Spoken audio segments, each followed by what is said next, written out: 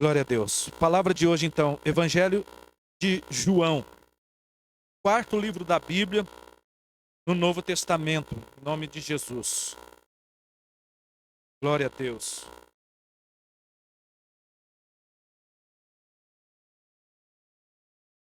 Vamos passar a ler a partir do capítulo 1, versículo 35 em diante, para a glória do Senhor.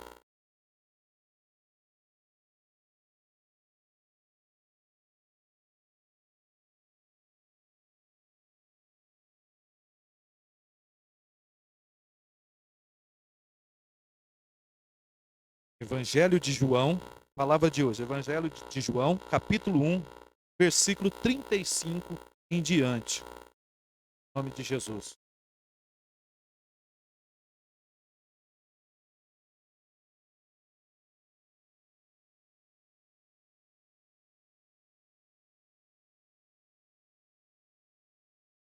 Todos acharam? Vamos ler alguns versículos aqui, que eu quero dar uma paradinha aqui com os irmãos, para a gente meditar um pouco sobre esse relato aqui do Evangelho de João, em que a Bíblia nos fala aqui, nos mostra a respeito dos primeiros apóstolos de Jesus. Amém? E talvez, é interessante nós atentarmos aqui, irmãos, isso aqui é até uma orientação para a nossa vida. Eu já vou te antecipar o porquê. Por quê? Porque, às vezes, nós oramos para uma pessoa, e o que nós encontramos nesta pessoa? Uma certa resistência. Quer ver? Eu vou dar um exemplo bem claro aqui e bem taxativo. Quando uma pessoa ora pelo seu familiar, ou ora por um membro da sua casa, da sua família, ou o círculo de amizade, o que a pessoa imagina que vai acontecer? Ela acha que ela orando, às vezes aquilo ali já vai acontecer de forma imediata. E se não acontecer de forma imediata, muitas das vezes descai na vida da pessoa um certo desânimo. E uma certa frustração também. Por quê? Ela fala assim, poxa vida, eu orei, eu chamei a pessoa para ir para a igreja, mas a pessoa, ela reluta. Ela não abre o coração. E às vezes nós ficamos até sem entender. E o interessante desta palavra aqui é que ela nos ensina sobre esse aspecto. E eu quero mostrar aqui que encontra-se no texto aqui, até mesmo de uma forma, não de uma forma escancarada, mas é o que nós encontramos no texto. Então essa palavra aqui nada mais, além de tudo, ela vai nos ensinar o nosso comportamento diante, por exemplo, de uma relutância, de um aceite acerca das coisas de Deus. Porque quando nós abrimos a Bíblia Sagrada e nós lemos ela, muitas das vezes nós não paramos para meditar, nós não paramos para refletir, nós achamos que tudo aquilo aconteceu assim, num piscar de olho, e na verdade não é isso que acontece. Quando eu abro a Bíblia aqui em João, capítulo 1, principalmente aqui nas escolhas dos primeiros apóstolos, eu digo para você com toda certeza que houve também uma certa rejeição por parte daqueles que seriam discípulos e apóstolos de Jesus. Você não pode imaginar que quando uma palavra chega a algum daqueles homens que tinha as mesmas fraquezas que nós temos hoje, que tinha as mesmas limitações que nós temos hoje, e observa, muito de nós não aceitamos a palavra assim à torta direita. Não, eu mesmo demorei anos para me render ao Evangelho. Só que antes de eu me render ao Evangelho, houve o período em que foi plantada a palavra. Eu me lembro bem que antes de eu ser convertido a Deus, eu ouvia 4 programas evangélicos na rádio. Toda noite tinha 4 igrejas que faziam programa lá na rádio que eu trabalhava na época, e aquilo ali se pendurou por anos. E mesmo toda noite, olha, eu me lembro bem, eu me recordo bem, irmãos, quantos pastores iam lá, ministrava a palavra para mim, falava do evangelho para mim. Eu até concordava, eu até admirava, mas existia dentro de mim ainda uma certa relutância e uma certa rejeição.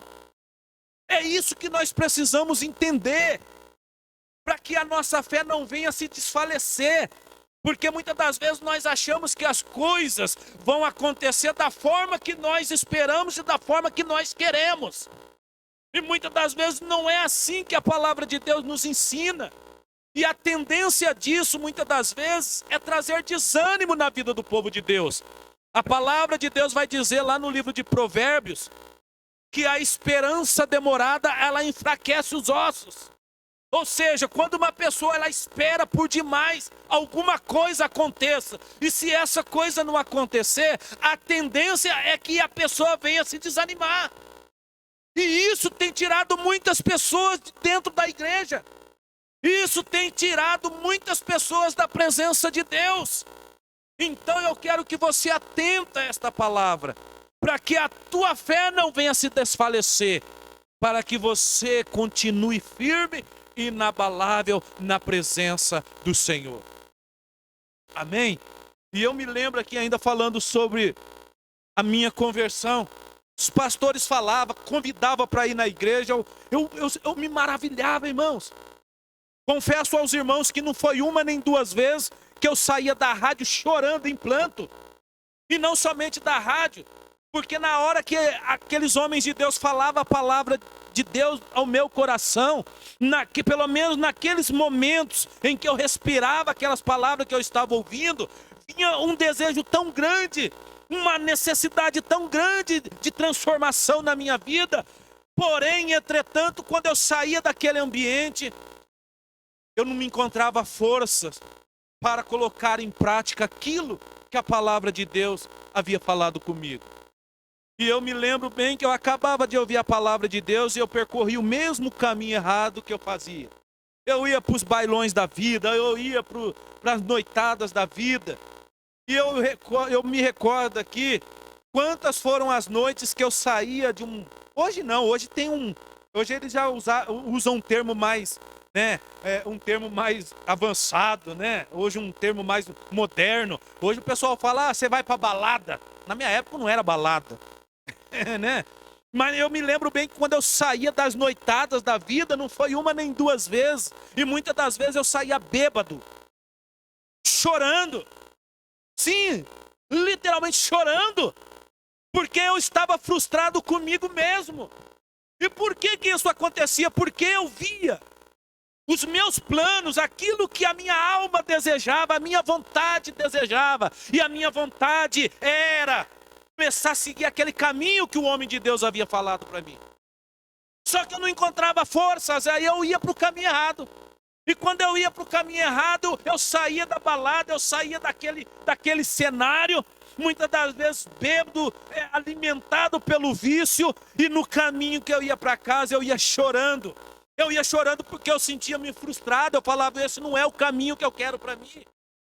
Esse não é a vida que eu quero. E eu tenho a plena convicção, olha, e antes de eu aceitar Cristo, eu já tinha essa convicção, essa não é a vida que Deus tem para mim.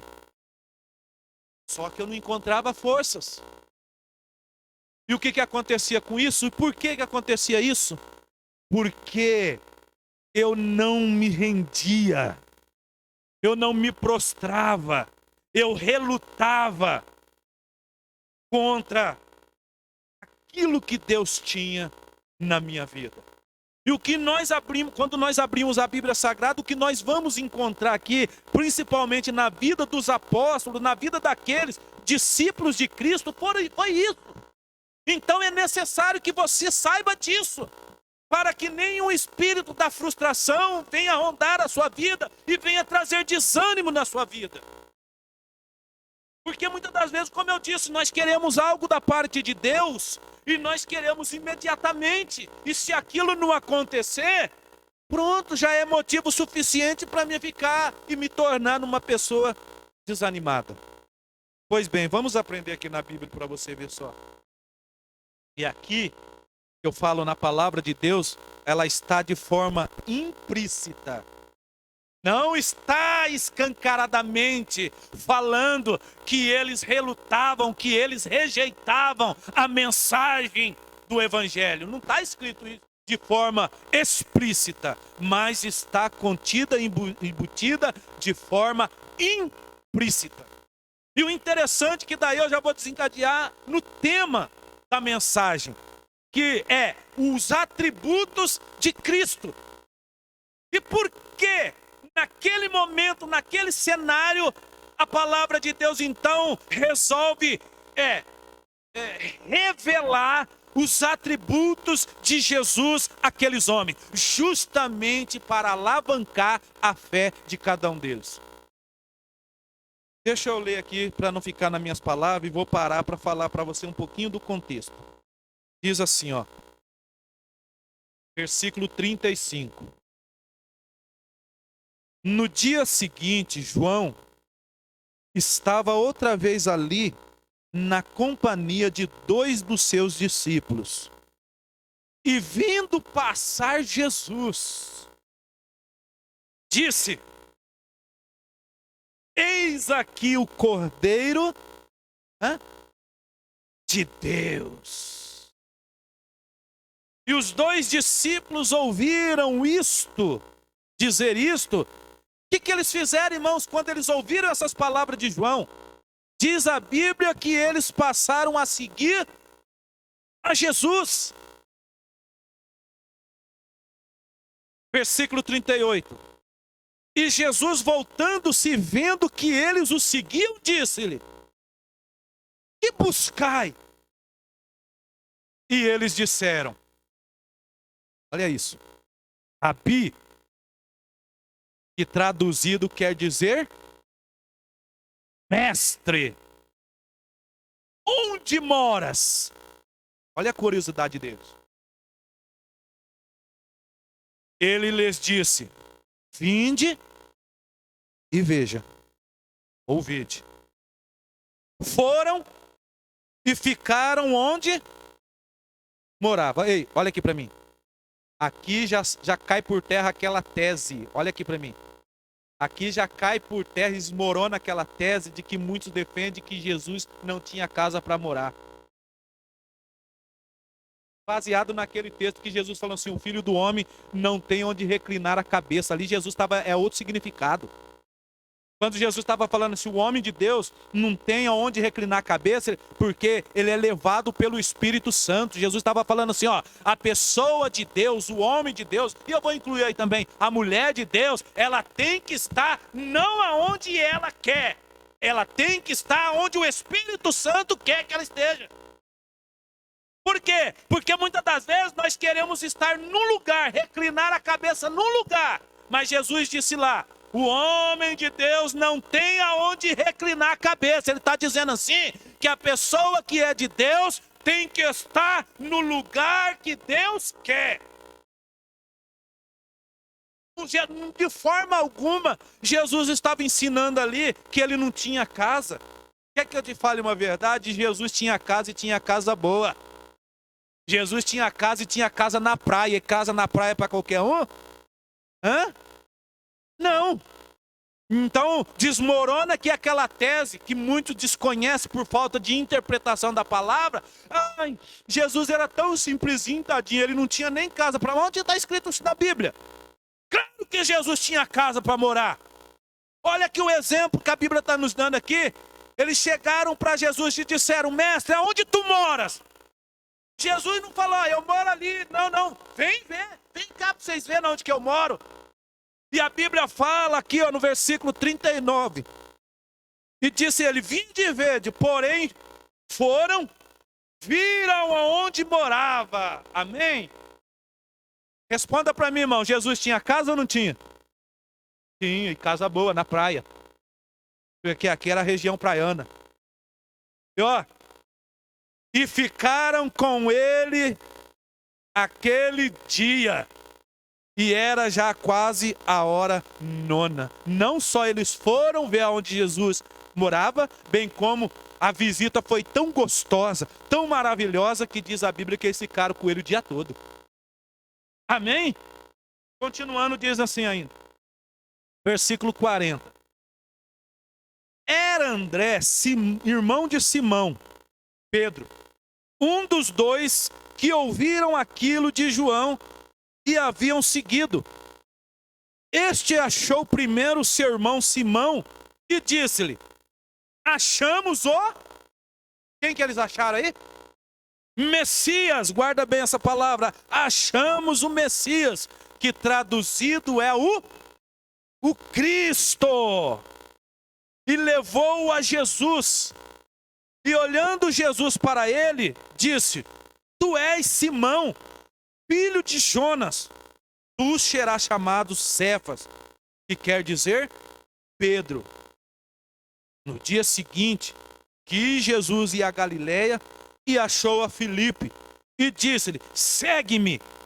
E Filipe era de Betsaida, cidade de André e de Pedro. Cidade difícil, irmãos. Versículo 45. Filipe achou Natanael e disse-lhe: havemos achado aquele de quem Moisés escreveu na lei e de quem escreveram os profetas, Jesus de Nazaré, filho de José. Versículo 46. Olha o que ele disse quando ouviu dizer de Jesus. E é aqui que eu falo que de uma forma implícita a recusa daqueles homens. Depois eu vou te explicar para você o porquê. Versículo 46. Disse-lhe Natanael: pode vir alguma coisa boa de Nazaré? Pode vir alguma coisa boa de lá? Disse-lhe Filipe: vem e vê.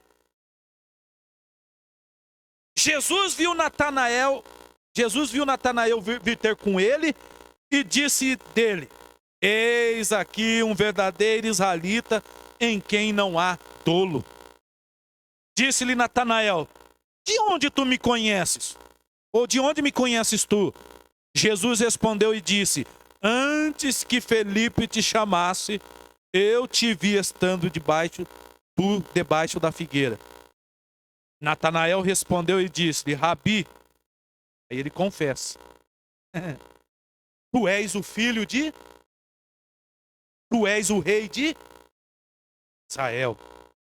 Jesus respondeu e disse: por que te disse, vi-te debaixo da figueira, você crê?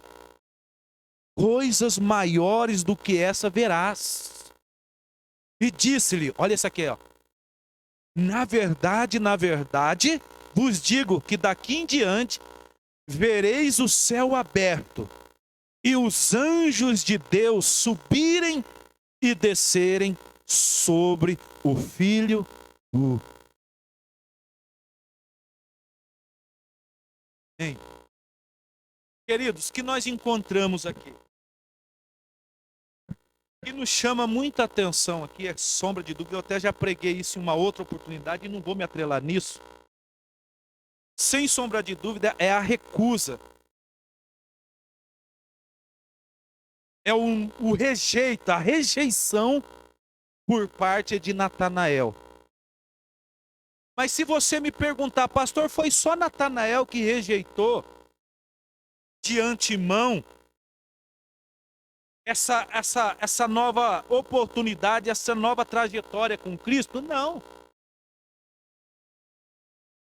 Isso aconteceu claramente. Nós vamos encontrar versículos em outras passagens, inclusive nos outros evangelhos, que eu não vou ler por causa do tempo. Mas, por exemplo, de Pedro.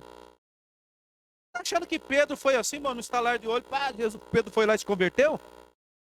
Pedro, ele tinha a personalidade de Pedro era difícil. Pedro era daquele irmão que... Por isso que a Bíblia vai dizer que ele só andava armado. Pedro não era muito daquele de se decidir na conversa, não. Isso nos leva a entender muito bem sobre a sua personalidade, que a decisão de Pedro era na espada. Pedro deveria ser aquele que não esticava muita conversa, não. E, consequentemente, isso vai nos mostrar, se não me falha a memória, que está no Evangelho de Marcos, isso que eu estou dizendo, que houve também uma certa rejeição por parte de Pedro. Isso que eu estou te falando reflete muito bem naquele filme chamado Jesus de Nazaré, que é um dos filmes que mais reflete realidade, principalmente acerca da vida de Pedro, porque lá nesse filme eles mostram claramente essa rejeição de Pedro. Nós lemos a Bíblia, nós imaginamos que aqueles homens se converteram assim da noite para o dia, e não foi, irmãos. Houve uma certa reluta. Isso aqui eu estou falando justamente para alimentar a sua fé, para você entender também que muitas das vezes as coisas não vão acontecer da maneira que nós esperamos. Amém? Pedro deveria ter sido aquele também que não se converteu da noite para o dia, não. Houve uma reluta muito consistente na vida dele. Ele até foi depois, mas você vai ver. Nas entrelinhas dos evangelhos, você vai ver que eles seguiam a Jesus, mas eles ainda estavam com o coração dobre, eles estavam ainda naquela incerteza, naquela dúvida: será que é ele mesmo que nós devemos seguir? E olha que muitas das vezes, na altura do campeonato, eles já tinham visto Jesus multiplicar o pão, eles já tinham visto Jesus curar o enfermo, eles já tinham visto Jesus curar o cego. Entretanto, nós vamos ver muitas das vezes eles conversando entre si e perguntando: será que é ele mesmo que nós devemos seguir?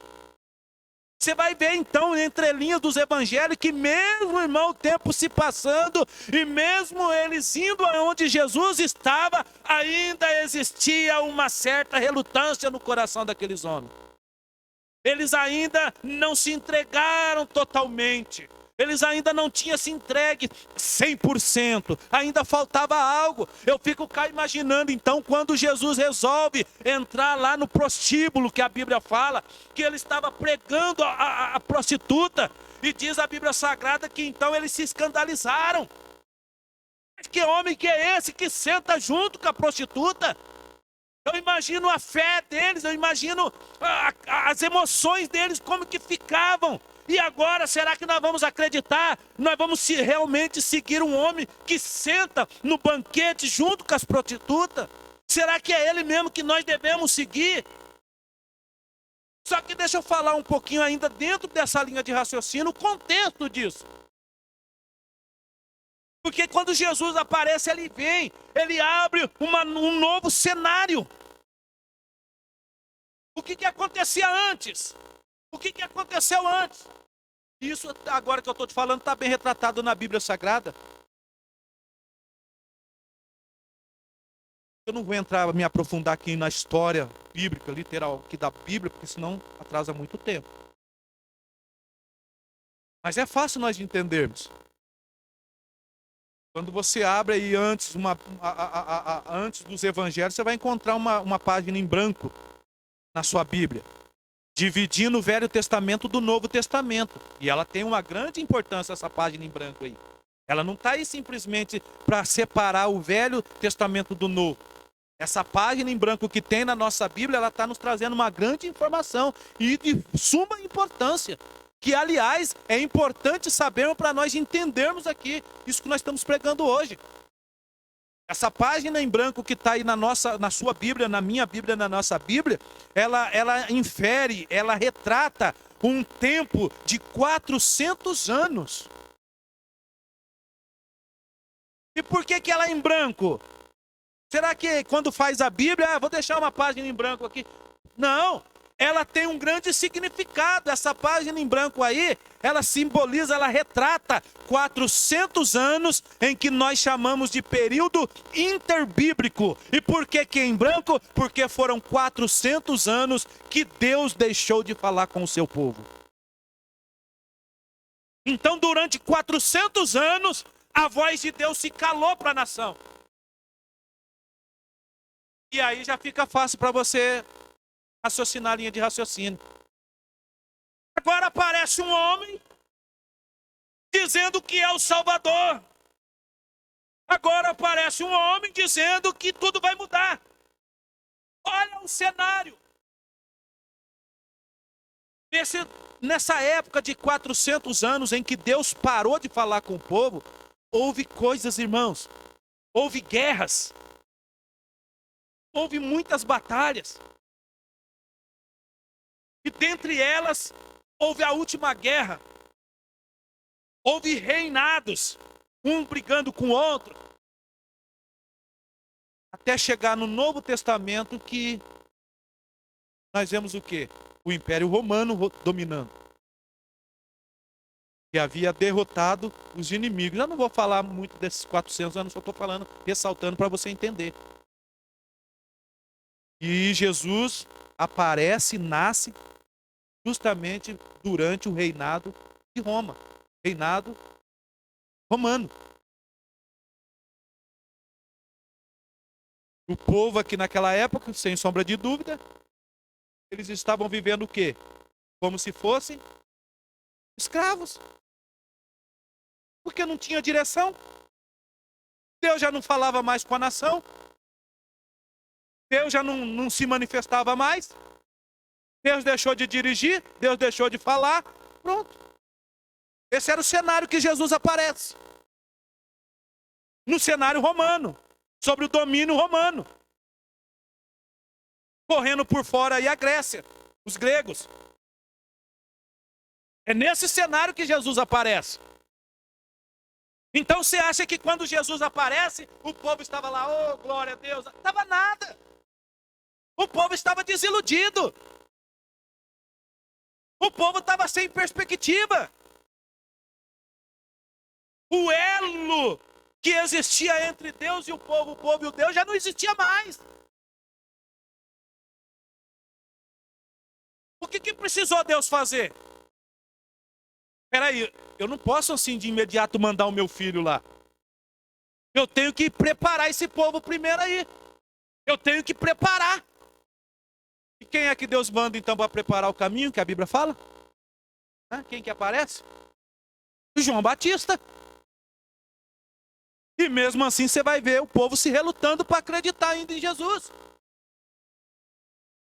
Então Deus vai lá e resolve mandar primeiro João Batista, por quê? Olha como estava a fé do povo. Se é que nós podemos chamar isso de fé. Olha como que o povo estava vivendo. Meu irmão, Jesus não apareceu num cenário em que todo mundo estava ali, ó, santificado, não. O povo estava sendo escravizado. É por isso que naquela época lá eles deram um termo, uma termologia aos romanos como sendo pessoas pagãs, ímpios. Porque eles colocaram o povo, os hebreus, o povo da época, o povo de Deus, debaixo da submissão. Você vai ver que tudo que eles faziam, tudo que eles ganhavam, eles tinham que pagar alto tributo ao Império Romano. E às vezes nós lemos assim a palavra, nós imaginamos que Jesus solta a palavra, o povo já se converteu, e não foi assim. Não foi, houve uma relutância.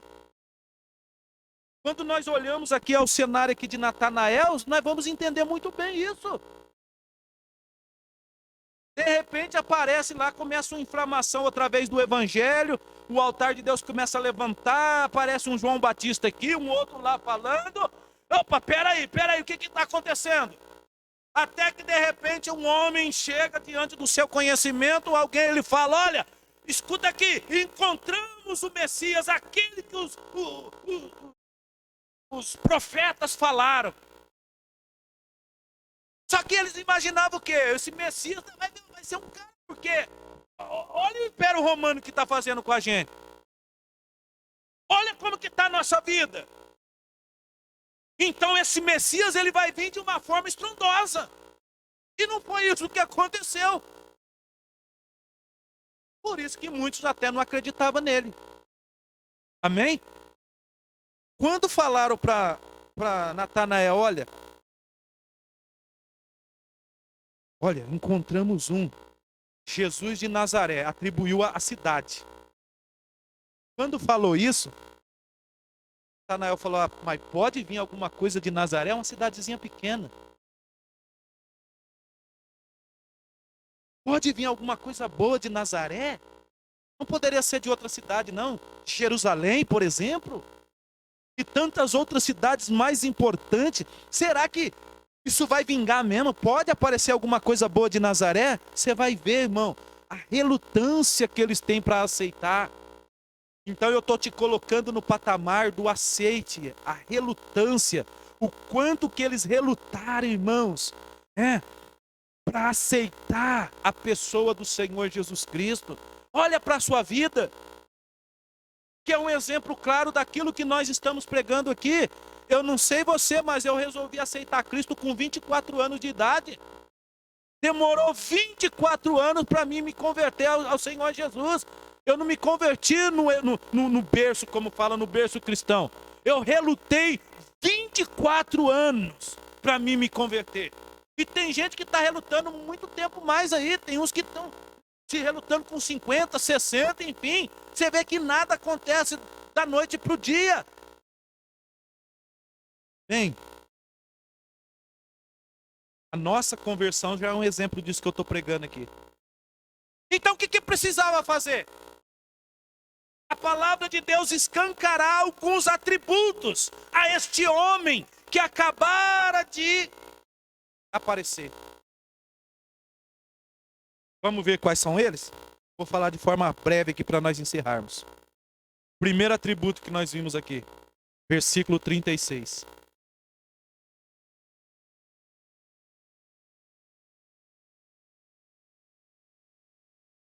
Vendo passar Jesus, disse-lhe: eis aí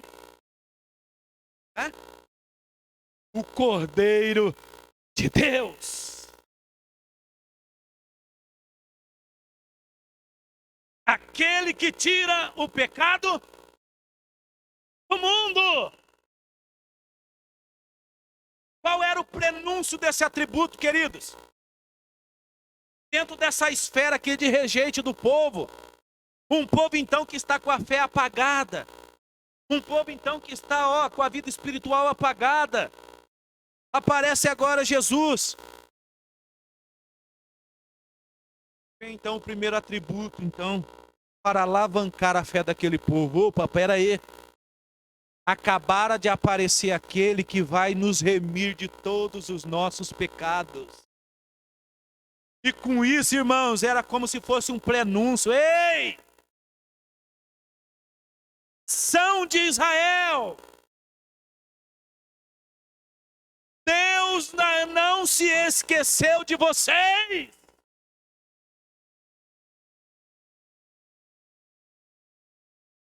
Alguém poderia questionar, mas Deus se esqueceu de nós. Cadê que nós iríamos sair? Nós íamos deixar de ser submissos aos romanos? Cadê que nós seríamos remidos? Eles até queriam de forma prática. Eles queriam sair debaixo do domínio do Império Romano. Mas qual era a mensagem de Cristo?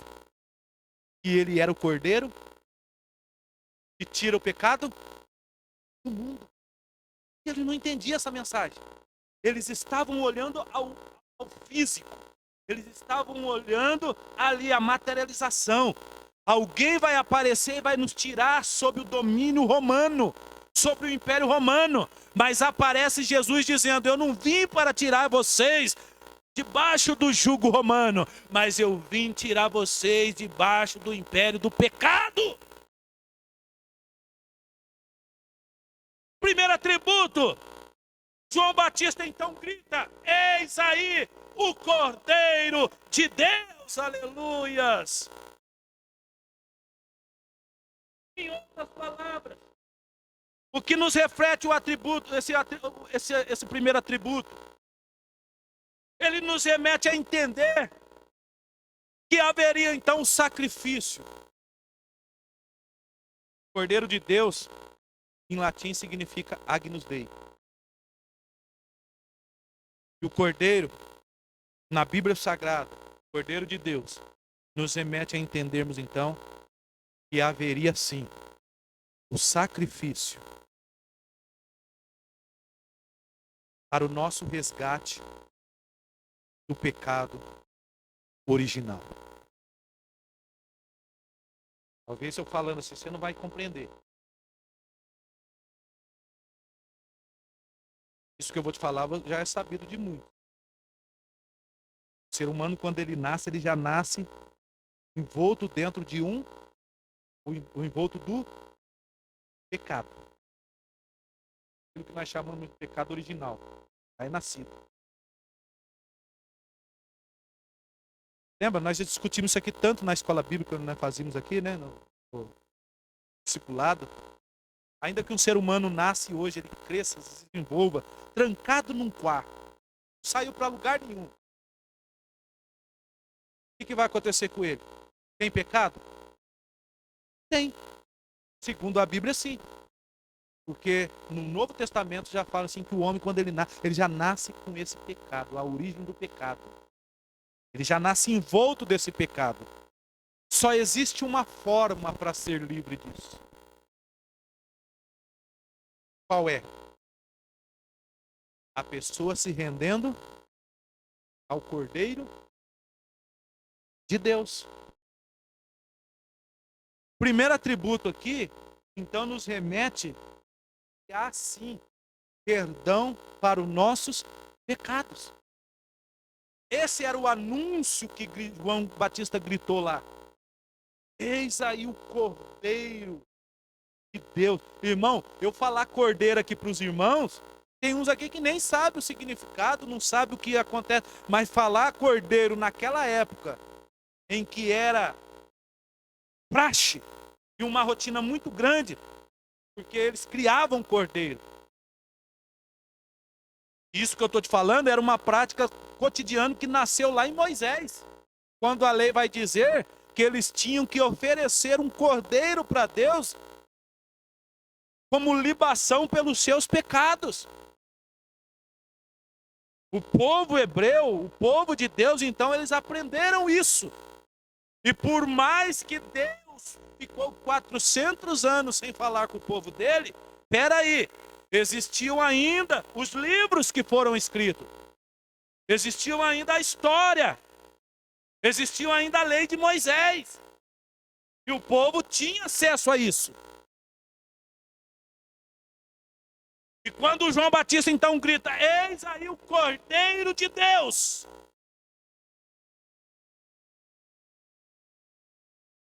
Como se ele dissesse assim, ó, povo, Deus não se esqueceu de vocês. Deus quer reaproximar com vocês. E para ele se reaproximar, aí eu vou lá para o livro de Isaías. Se não me fala em computador, capítulo 59. Isaías fala assim, ó. Os vossos pecados causam separação entre vós e Deus. Então é necessário que esse pecado, essa sombra, essa muralha chamado pecado, tem que cair por terra. Para que Deus se aproxime da pessoa. E esse primeiro atributo, ele tem essa característica. Então, se eu e você queremos uma proximidade com Deus, o que é necessário nós fazermos? Aceitar a Jesus. Não tem outra maneira. Posso ouvir um amém? Você lembra lá na cruz do Calvário? Jesus, então, lá, ele brada assim para Deus, para o Pai. Lama, Eli, lama sabactani. Que quer dizer, Senhor, Senhor Deus, meu Pai, por que me abandonaste? Por que Deus abandonou aquele momento? Deus abandonou ele? Não, simplesmente Deus virou as costas para o filho. Por quê? Porque ali Jesus estava simbolizado, representando e levando todos os nossos pecados. Por isso, ali naquele momento, Jesus, ele colocou sobre ele todos os nossos pecados. E esse pecado que ele colocou sobre ele, causou separação dele do Pai. Não que ele errou, não que ele cometeu pecado.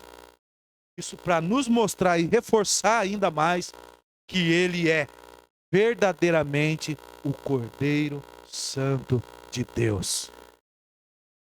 Não tem outro caminho. Não tem como cortar caminho.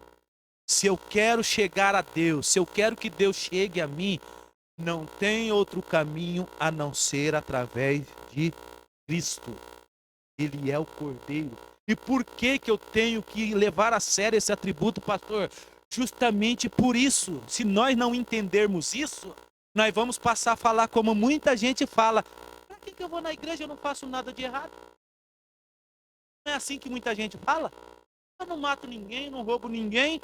Então, para que eu vou na igreja? Precisa sim! Precisa do atributo do Cordeiro de Deus. Por quê? Porque é Ele quem tira o pecado do mundo. É Ele quem nos limpa. É Ele que vai resplandecer na nossa vida o sacrifício da cruz. E através do sacrifício da cruz, Ele apaga os nossos pecados. Irmão, isso aqui é para nós darmos um brado de glória a Deus, ao Senhor. Porque aqui ele estava dizendo para o povo, João Batista estava falando assim, olha, povo, se alegre, se anime. Sabe por quê? Porque está aí um cordeiro, aquele que vai verdadeiramente se sacrificar. E com isso, através desse sacrifício, desta obra redentora, ele vai apagar todas as vossas transgressões. Quando uma pessoa tem todas as suas transgressões apagadas, ela se aproxima de Deus, ela se apega. Então não vem com essa não, nós precisamos do Cordeiro. Nós precisamos do Cordeiro, porque é Ele quem tira o pecado da nossa vida. Cordeiro significa sacrifício. Ele nos resgata. E é importante, eu vou insistir ainda, é importante pessoas saberem disso, sabe? Porque quando elas erram, elas saem da igreja. Quando elas praticam pecado, elas se afastam da igreja e não é assim que deve acontecer. Para isso eu vou me juntar lá o que está escrito na primeira carta de João, capítulo 2, em que a Bíblia fala assim, ó, meus filhinhos, olha o tratamento de Deus. Essas palavras eu vos escrevo para que vocês não pequem. Mas, se vocês pecarem, tendes um advogado junto ao Pai, Jesus Cristo. Você sabe o que isso significa? O primeiro atributo, o Cordeiro de Deus. Aí vem o inimigo, cabeça rachada, o coscoba, o diabo, querendo acusar a pessoa. Ah, Deus não gosta mais de você porque você pecou. Ah, agora Deus não vai te ouvir mais porque você pecou. E vai um monte de coisa. Quando ele está lá, irmão, diante desse cenário, quem é que se levanta lá à direita de Deus, bate o martelo na mesa e fala, peraí, eu protesto, eu protesto, eu protesto. Glória aí, irmãos, é Jesus de Nazaré. Neste momento Jesus se levanta lá e fala assim, eu protesto por causa dele. Ele aponta para você, ele aponta para mim, ele fala por causa dele, por causa dela, por causa dele. Eu paguei o preço, e apaga tudo, e apaga. E Satanás tem que sair de mansinho. Você pode aplaudir o nome de Jesus? Oh!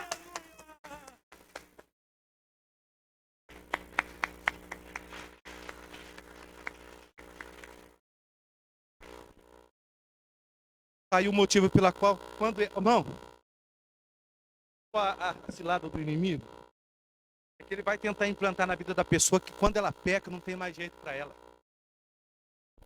Não é isso que a Bíblia nos ensina. A Bíblia nos ensina, o próprio Jesus nos ensinou que só existe um pecado que não é perdoado, que é o pecado contra o Espírito Santo. Nos demais, meu irmão, seja ele qual for, é por isso que, olha, me desculpa que isso está sendo gravado. Eu abrogo a forma pela qual muitos têm agido dentro da igreja. A igreja não é o céu ainda. Quando nós chegarmos à estatura de um varão perfeito, Deus vem e nos recolhe. Sabe por que é necessário nós estarmos na igreja? Porque cada dia nós estamos nos aperfeiçoando. Nós estamos demonstrando para Deus, Deus, eu quero ser cada dia melhor. Deus, eu quero ser cada dia melhor. Deus, mas nós não somos. A Bíblia vai nos dizer que todos pecaram e destituídos foram da graça de Deus. Quem é que nos compra de volta? Cordeiro de Deus. Sai da igreja porque agora não tem mais. Não tem jeito sim. E o pior é que quando a pessoa sai da igreja porque ela erra ou porque ela peca, ela está levando consigo aquele tormento. Porque o tempo não vai apagar o pecado da pessoa. Está entendendo? A única coisa que apaga nossos pecados, o que é? O Cordeiro Santo de Deus. A presença de Jesus, o sangue de Jesus. Amém? Meu irmão, isso nós precisamos saber. Porque o inimigo está derrubando muita gente aí. E ainda junta os asséculos do inferno, que só serve para apontar o dedo. Errou. Irmão, eu já afirmei isso e vou reafirmar. Se Jesus, me perdoa, se Davi vivesse nos dias de hoje, ele não poderia seguir muitas igrejas aí. Por quê? Porque não dá um tempo da pessoa se arrepender. É uma acusação daqui, é uma acusação de lá, é uma acusação daqui. E nós não fomos chamados para isso. A Bíblia fala que nem Jesus, irmão, ele ousou a fazer isso. Só cabe a Deus, ele veio para nos salvar como cordeiro. A nossa função não é apontar erro de ninguém, apontar falha de ninguém. O nosso erro é olhar para nós mesmos e falar: Deus, eu quero ser um pouco cada dia melhor. Amém? Não vamos nos enganar, meu irmão. Vai chegar pessoas perto de você e olha, nem precisa falar do que está o mundão aí fora. E já vem assim, ó, com o dedão, apontando e acusando. E muitos vão lá: não sei para quem então que está dentro da igreja. E daí? Se eu estou dentro da igreja, eu já estou ali porque eu estou reconhecendo que eu sou sim falho, fraco e pecador. Porque a igreja não é o céu. A igreja não é céu, irmão. A igreja é um aglomerado de pessoas falhas procurando se consertar com Deus. E aqui não tem melhor, não tem pior, não tem grande, não tem pequeno. Nós estamos no mesmo patamar. Isso que Jesus nos ensinou. Qual é a diferença de um pecadinho de pecadão? Tem isso na Bíblia? Não tem. Então nós temos que nos atrelar a esse atributo de Deus. E eu ficarei muito feliz se você entender esse primeiro atributo aqui do Cordeiro de Deus. Porque o inimigo tem enganado a vida de muita gente. Olha Davi, pecou, errou. Só que houve o que no coração dele? O arrependimento. E através do arrependimento, Deus foi lá e perdoou ele. Sim. Irmão, não vamos ser enganados mais pelo inimigo. Creia que você também tem esse atributo.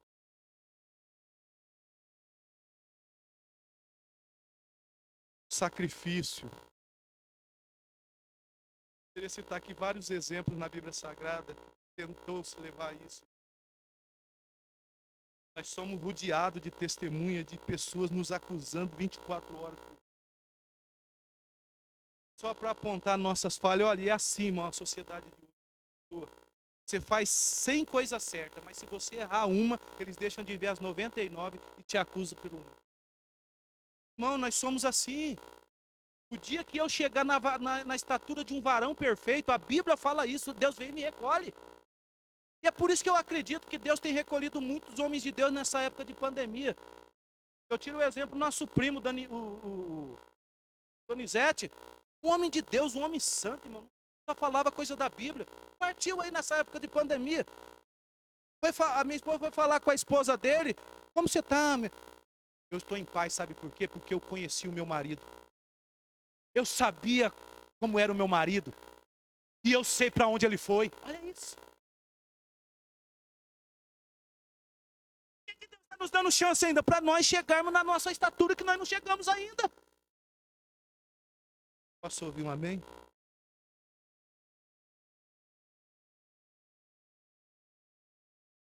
Segundo atributo aqui, se der tempo, rapidinho. Versículo 30. E Jesus, voltando-se, vendo a eles, que eles o seguiam, disse: que buscai? E eles disseram, como que eles responderam a Jesus? Rabi. Significa?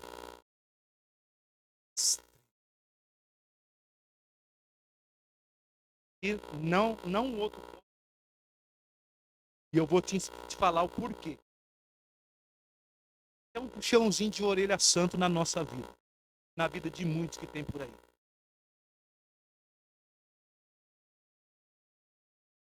Porque tem muitos que só quer Jesus como sendo o Salvador.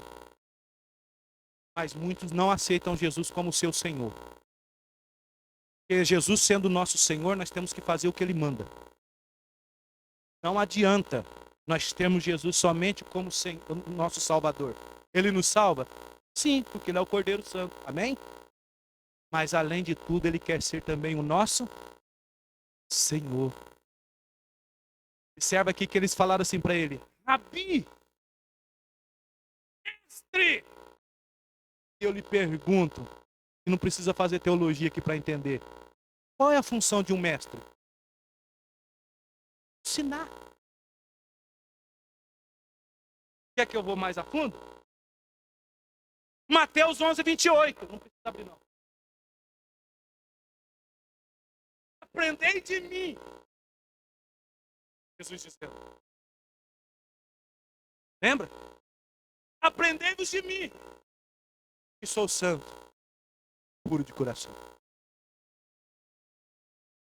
Então nós temos que ter um mestre. Um mestre que vem reger os nossos pensamentos, que vem reger as nossas emoções. Nós não podemos ser pessoas assim. Não, aleatório. Não, nós temos um mestre. Nós temos a figura de uma pessoa que é nele que eu me baseio. É nessa pessoa que eu vou me basear. Está aqui um que defende essa tese. Se apega a homem, não. Se apega nem a pastor. Sou pastor, mas eu sempre ensinei isso aqui. Se baseia em mim, não. A igreja aqui não se resume em mim. Eu não sou o mais importante aqui da igreja, não. O mais importante aqui é Jesus de Nazaré. E sem o pastor aqui, Deus traz outro, porque a igreja é de Cristo. Eu não posso ensinar como se eu fosse o bambambam da lei, não. Olha o exemplo de João. Chegou para os discípulos dele: até agora vocês me seguiram. Segui aquele homem ali. Por que, João? Porque ele é mestre.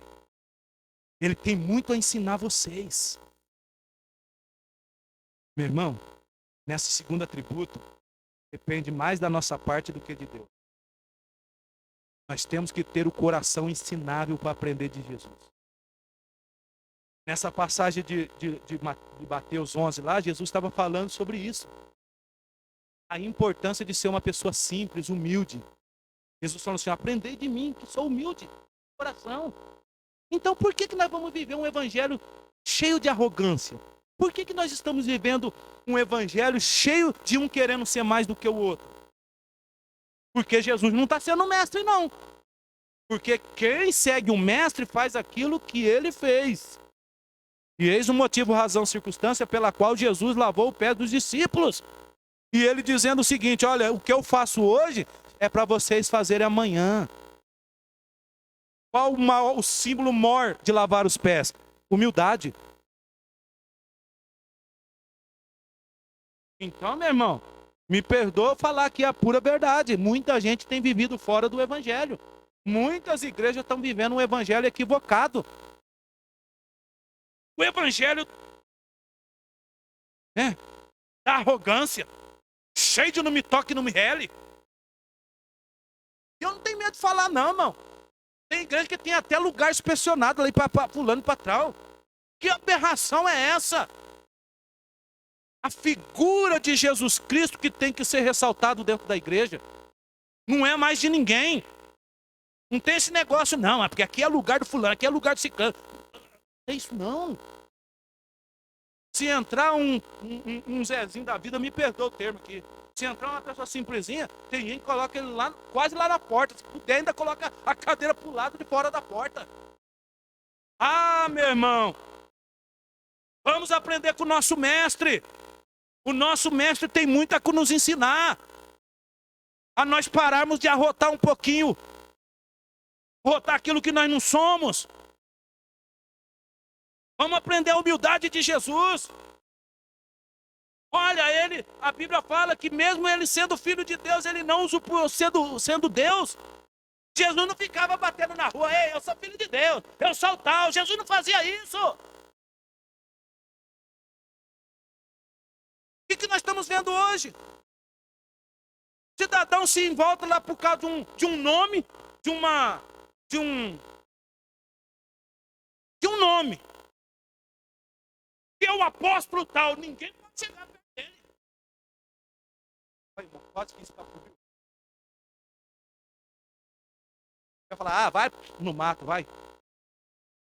Quem tem que aparecer na vida das pessoas é Jesus. O Cordeiro Santo, aquele que é mestre. É ele que nós temos que seguir, meu irmão. É ele que nós temos que seguir, minha irmã. Somente a ele tem que ser o seu mestre, ele tem que reger as tuas emoções, ele tem que reger os seus pensamentos como mestre, ele tem que reger a tua vida. É ele que vai te ensinar você para onde você tem que ir. Amém? Isso aí é até um grande exemplo para nós, pastores, porque muitas das vezes nós vamos se meter numa situação que não nos cabe a nos meter. Muitas das vezes o pastor, ele quer ser o super-homem da vez. Temos que passar a falar a verdade para o povo, irmão. Ensinar o povo. Nós queremos apresentar na frente de Cristo e muitas das vezes, me perdoa o termo, muitas das vezes, muitos falando aí que coisa que Deus não mandou falar, não.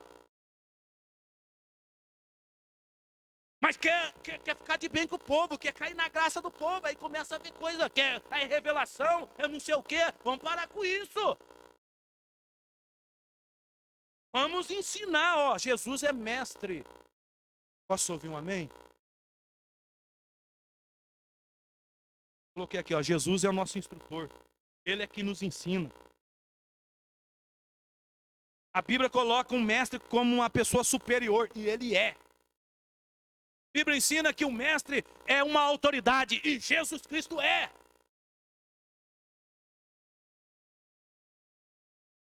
Posso ouvir um amém? Interessante que lá no livro de Mateus, fala assim, ó, aprendei-vos meu jugo. Jugo significa canga, submissão, domínio. É isso que nós temos que ter. Eu tenho que seguir o mestre. Tenho que seguir as pegadas de Cristo.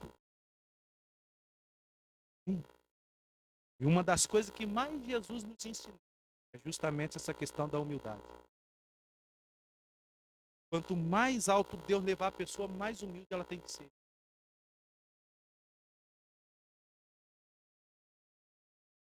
Lembra lá de João? Quero trazer uma informação para João Batista, achando que João Batista ia ficar revoltado. Aliás, né? A opinião pública sempre vai querer colocar um contra o outro. Cuidado com a opinião pública. Quer ver a opinião pública na época de Jesus? A opinião pública chegou para Jesus e falou: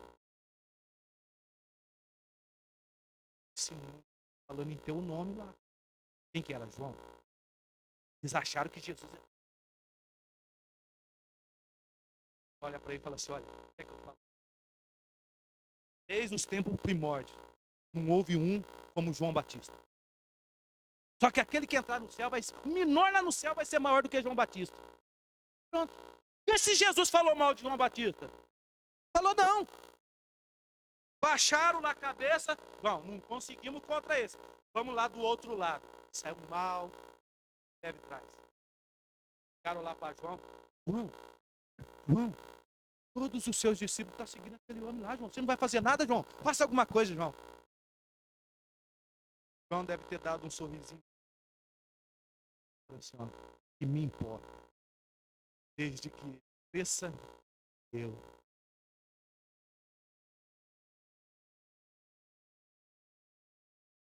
Quando Jesus for nosso mestre, nós vamos aprender isso aqui. Quando alguém vir fazer fofoca de você, do fulano ser Bertrano, a fofoca para ali, ó. Pá! Por quê? Porque você segue o mestre, e é isso que o mestre nos ensina. O mestre não nos ensina a colocar um contra o outro. O mestre não nos ensina a apontar o dedo um contra o outro. O mestre nos ensina, acima de tudo, a amar, respeitar e ser humilde. Posso ouvir um amém? Lógico que eu poderia estender aqui, não vou fazer. Só para falar do último aqui, só ressaltar agora. Do último atributo. Está aqui, ó, versículo 41. Este achou primeiro seu irmão Simão e disse-lhe: achamos o... Em hebraico significa Machia. Que significa o ungido de Deus. O Cristo de Deus. O consagrado de Deus. Aquele que é o nosso mestre, é o nosso cordeiro e deve ser o nosso modelo. Meu irmão, nunca tira parâmetro pela vida de ninguém.